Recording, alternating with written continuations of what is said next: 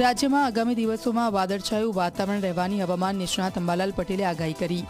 વાદળ ઉપર હોવાથી વરસાદની શક્યતાઓ નહીવત છે। 5 થી 8મી મે સુધી હળવા વરસાદની શક્યતા છે।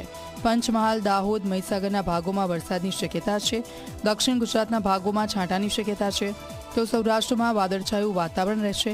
11મી મેથી ગરમીના પ્રમાણમાં વધારો થવાની અંબાલાલ પટેલે આગાહી કરી છે। હમણાં હવામાનમાં પલટો આવ્યો છે।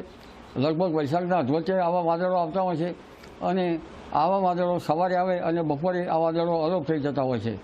ધીરે ધીરે આ વાદળો સ્થિર થાય ત્યારે સાચા ચોમાસાનું દર્શન થતા હોય છે। એટલે લગભગ હવે 15 જૂન આસપાસ ચોમાસાની સ્થિતિનો સાચા ચોમાસાનો ખ્યાલ આવશે।